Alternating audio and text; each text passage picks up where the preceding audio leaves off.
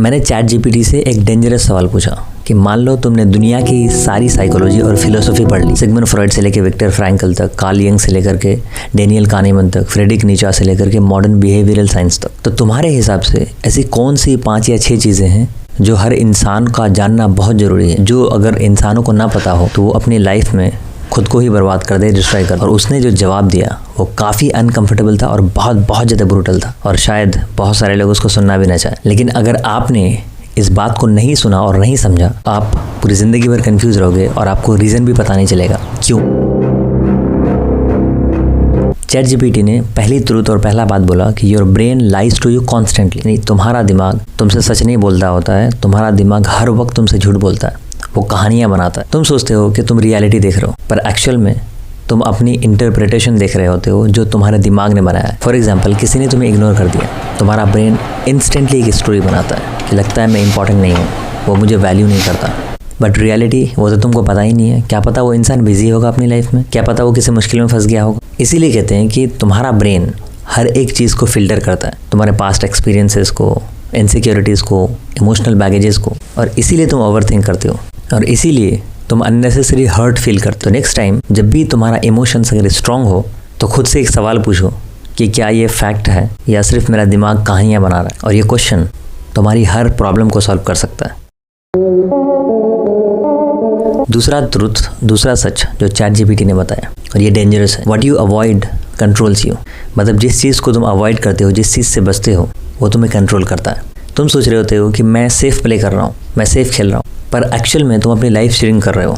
तुम difficult conversations को avoid कर देते हो, तुम रिस्क लेने से डरते हो, तुम रिजेक्शन से डरते हो, रिजेक्शन को अवॉइड कर देते हो। शॉर्ट टर्म में ये बेनिफिशियल होता है, ये तुम्हें रिलीफ दे रहा है, लेकिन लॉन्ग टर्म में डर और फियर और स्ट्रांग हो जाता है और कॉन्फिडेंस वो ज़ीरो आ जाता है। और अवॉइडेंस यानी किसी चीज़ से बचना, भागना उसको देख करके, ये एक एडिक्शन की तरह होता है। हर बार जब तुम एस्केप करते हो तो तुम्हारा ब्रेन कहता है कि गुड जॉब, जो चीज़ से तुमने भागा है वो डेंजरस है, इससे दूर ही रहो तो अच्छा है।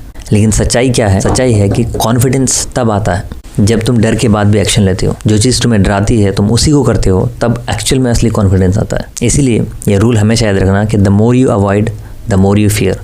आप जितना ज़्यादा किसी चीज़ को अवॉइड करोगे, जितना ज़्यादा किसी चीज़ से बचोगे, आप उस चीज़ से उतना ही ज़्यादा डरोगे, आपको उतना ही ज़्यादा डर लगेगा, वो चीज़ आपको उतना ही ज़्यादा सताएगा। तीसरा सच जो चैट जीपीटी ने बोला, you are what you practise. तुम वो नहीं जो तुम सोचते हो, तुम वो हो जो तुम बार बार करते हो। आइडेंटिटी कोई फिक्स चीज़ नहीं है, वो एक लूप की तरह है। तुम बोलते हो कि मैं लेज़ी हूँ, तुम काम को अवॉइड करते हो और बिलीफ स्ट्रांग हो जाता है। लेकिन अगर तुम छोटा छोटा डेली एक्शन लो तो तुम्हारा ब्रेन उस चीज़ को एक प्रूफ की तरह लेता है और उस चीज़ को कलेक्ट करता है और आइडेंटिटी धीरे धीरे चेंज होने लगती है। तो सीक्रेट ये है कि आप अपने थॉट से चेंज नहीं होते हो, आप रेपिटेशन से चेंज होते हो, आप एक्शन से चेंज होते हो। तो अगर आप अपनी लाइफ चेंज करना चाहते हो तो अपने एक्शंस को चेंज करो, अपने हैबिट्स को चेंज करो, छोटे से स्टार्ट करो और उसको डेली कंटिन्यूसली प्रैक्टिस करो। क्योंकि आइडेंटिटी वो ओवरनाइट चेंज नहीं होती है, वो डेली प्रैक्टिस से बनती है। चौथी बात और चौथा ट्रुथ थोड़ा सा स्कैरी है, डरावना है। चैट जीपीटी बोलता है कि योर एनवायरनमेंट रिप्रोग्राम्स यू। मतलब कि तुम इंडिपेंडेंट नहीं हो, तुम प्रोग्रामेबल हो, तुमको कोई भी प्रोग्राम कर सकता है और तुम्हारा एनवायरनमेंट तुम्हें हमेशा प्रोग्राम करता रहता है। तुम्हारा ब्रेन कॉन्स्टेंटली अपडेट हो रहा है बेस्ड ऑन तुम्हारे दोस्त, तुम्हारे कॉन्टेंट से, तुम्हारे सराउंडिंग से। और जब तुम नेगेटिव लोगों के साथ रहते हो तो कंप्लेनिंग नॉर्मल लगने लगती है।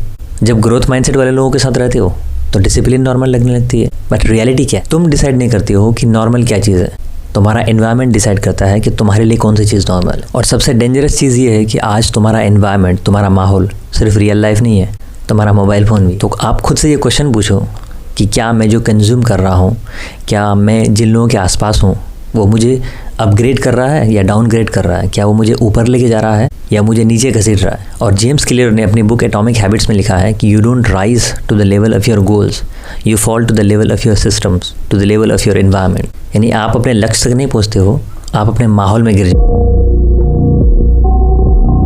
पांचवा ट्रुथ है, you are wired for emotions but built to regulate it. मतलब आपका दिमाग, आप इमोशंस के लिए बने हो, लेकिन आप उसको रेगुलेट कर सकते हो, आप उसको कंट्रोल कर सकते हो, अपने हिसाब से यूज़ कर सकते हो। इमोशंस प्रॉब्लम नहीं है, उनको हैंडल ना कर पाना प्रॉब्लम। लोग बोलते हैं कि जो तुम्हें फील हो रहा है तुम उसको खुल के एक्सप्रेस करो, खुल के जाहिर करो। पर अगर आप इमोशंस को फील करते जाओगे, उसको रेगुलेट नहीं करोगे, उसको अपने हिसाब से यूज़ नहीं करोगे तो फिर तुम अपने इमोशंस के स्लेव बन जाओगे, उसके गुलाम बन जाओगे। आपको गुस्सा आया, आपने तुरंत रिएक्ट कर दिया। एंजाइटी आई, आपने उस जो काम आप करने वाले थे उसको अवॉइड कर दिया। आपको सैडनेस आई, आप शट डाउन होकर बैठ गए पूरी तरह से। ये फ्रीडम नहीं है, ये इमोशनल हाईजैक है। तो इमोशंस को मास्टर कैसे करें? सबसे पहले जो इमोशन आप फील कर रहे हो उसको नाम दो कि हाँ मैं एंशियस हूँ, मुझे घबराहट हो रही है। होल्ड इट, इमोशन को होल्ड करो, उससे भागो मत, उसको फेस करो अवेयरनेस के साथ। और नंबर 3, यूज़ इट, उस इमोशन को यूज़ करो, उसको एक्शन में बदलो, उसको अच्छे चीज़ के लिए इस्तेमाल करो। फॉर एग्जाम्पल, अगर आपको किसी चीज़ में एंजाइटी आ रही है तो ये सिग्नल है कि वो चीज़ इंपॉर्टेंट है। और ये डिफरेंस हमेशा याद रखो कि अनरेगुलेटेड लोग वो सिर्फ रिएक्ट करते हैं और रेगुलेटेड लोग वो रिस्पॉन्ड करते हैं। रिएक्शन मतलब कि बिना सोचे समझे कोई भी काम कर देना, और रिस्पॉन्ड मतलब सोच समझ के काम करना, सोच समझ के जवाब देना। और जो लोग रिएक्ट नहीं रिस्पॉन्ड करते हैं वो अपनी लाइफ को कंट्रोल करते हैं, उनका कंट्रोल अपनी लाइफ पे होता है फुल्ली। छठा सबसे लास्ट ट्रूथ और सबसे ज़्यादा brutal truth, you will suffer either way.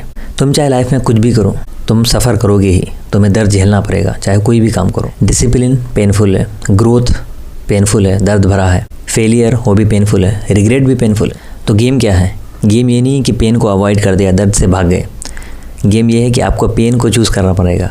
आप कौन सा दर्द लाइफ में झेलना चाहते हो, आपको ये चूज़ करना पड़ेगा। जिम का दर्द आपको स्ट्रांग बनाता है, लेजीनेस का दर्द आपको वीक बना देता है। तो रियल क्वेश्चन ये है कि मैं किस टाइप का पेन चूज़ कर रहा हूँ और कौन सा दर्द झेलना चाहता हूँ। बिकॉज पर्पस, आपका मकसद आपके पेन को, आपके दर्द को ख़त्म नहीं करता, वो आपके दर्द को मीनिंगफुल बना देता है। चैट जीपीटी का कंक्लूजन सिंपल था कि तुम्हारी लाइफ को कोई और बर्बाद नहीं कर रहा है, दुनिया बर्बाद नहीं कर रही है, दूसरे लोग बर्बाद नहीं कर रहे हैं। तुम्हारा अनट्रेंड दिमाग, जिस दिमाग को तुमने ट्रेन नहीं किया है, वो दिमाग तुम्हारी पूरी लाइफ बर्बाद कर रहा है। अगर तुमने ये 6 चीज़ें समझ ली तो फिर तुम अपनी लाइफ को कंट्रोल करोगे, तुम अपनी लाइफ के मास्टर बन जाओगे।